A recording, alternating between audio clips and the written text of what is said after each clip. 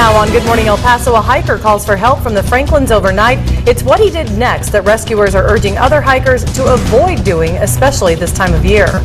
Our back-to-school coverage continues this morning. We take a look at the access students have to technology and if the money invested is paying off. And happening today, more than 200 employers expected to fill the convention center for an annual job fair. We'll have the details in a live report. Live, where news comes first. From the Mesilla Valley and Las Cruces to El Paso and the borderland. This is ABC7's Good Morning El Paso.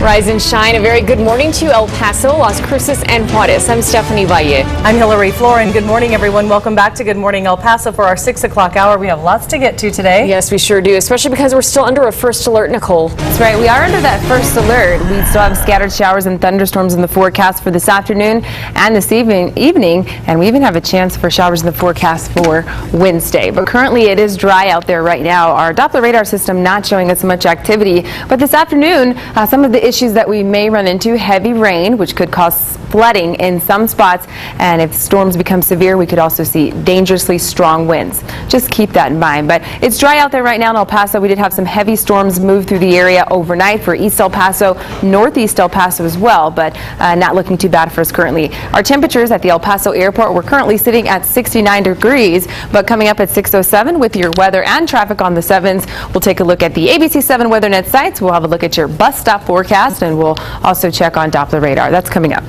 All right, thanks, Nicole. To round-the-clock coverage, a hiker calls for help from the Franklin Mountains overnight. Emergency crews went to Mammoth Rock right at the top of the Ron Coleman Trail. They got there right after 9 p.m. This is new video of the rescue effort. The fire department tells ABC7 a 22-year-old man was running out of battery on his cell phone and called for help. But by the time search and rescue crews made it up to the mountain, the hiker had already made it down by himself. He just made his way down through the arroyo, which is very dangerous. If it had started raining, there would have been flash floods there. It's not the trail, so there's big boulders and gravel, but he did make it down safely.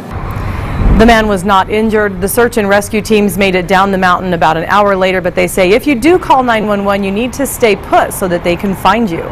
Good Morning El Paso is your back-to-school headquarters, and this morning we take a look at some of the technology that local school districts are giving to their students. It's replacing the numerous textbooks we all had to stuff into backpacks. Today, children may need only one laptop. As part of our back-to-school series this week, ABC7's Jerry Naheda looks at the way computers have already transformed your child's classroom.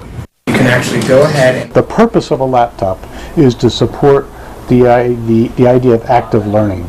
Steve Stiles, Chief Technology Officer for EPISD, explains just what active learning is. And active learning means that the student is involved in his or her own learning. You know, it's not simply receive information and regurgitate it here. You participate in your education. Stiles says project-based learning is now becoming the normal for students with laptops. We have collaboration between students, teacher and student. Stiles tells ABC7 classrooms aren't just about a teacher standing in front of a board giving out information. Now they have to look for it. It's students working small group in the classroom, presenting, sharing, and the like. All of that is supported by a laptop. Stiles says the process of having students explore and find facts adds to the education. An engaged student is learning more, and that's simply a fact. They're just learning more. The district says they save money. If you're a student, you might have 8 textbooks. You have all 8 on that device. That's 8 textbooks we're not buying. They're going to go into college, into trade, into a job, into anything. In this day and age, they're going to be using devices. Jerry Naheda, ABC7. EPISD students are expected to keep their laptops throughout all 4 years of high school. And just like with books, if a student loses a laptop, they're held financially responsible. The El Paso School District is not alone. SISD tells us that it's purchased approximately 6,000 laptops for students. It was an exciting first day of school for students in Clint ISD. Take a look at this. Every student in the district got to unbox a new iPad, Chromebook, or laptop. It's part of a learning initiative to improve improve access to technology for all students. Clint ISD officials say teachers have been training during the summer with the devices. The district invested about $3 million. Pre-K and kinder students get iPads, 1st through 11th get Chromebooks, and seniors get Lenovo laptops. We hope that our training that we do with our students, that front loading, that positive atmosphere, that they're going to be very careful with them, and we think that they will take care of them. Training sessions for all of the devices are also being offered to parents. Great idea there. Happening today, an opportunity you don't want to miss if you're looking for a job. We're talking about Southwest University's annual job fair. Good morning, El Paso's Denise Olivas is live downtown. Denise.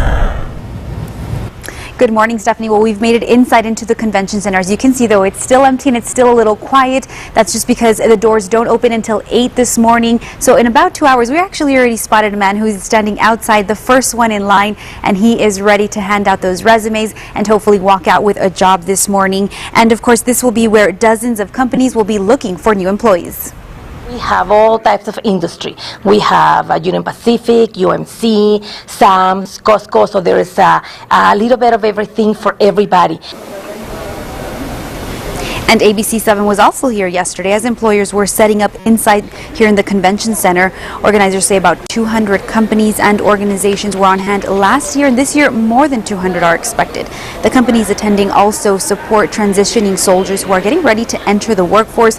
It's part of the Hiring Our Heroes collaboration with the Greater El Paso Chamber of Commerce. So again, if you plan to make it out this morning, I suggest you get out here early. It begins at 8 and they will be here until 6 o'clock. And you want to make sure you come early. We've already talked earlier to the first person who was in line, and he also says that there's been lines in the past too. So again, the best advice to always keep in mind is dress to impress, and of course bring plenty of copies of your resume. And if the job fair is anything like last year's, an estimated 10,000 people or so are expected to walk through these doors and of course hopefully find the job that they are looking for. For now, we are live in downtown El Paso. Denise Olivas, ABC7. All right.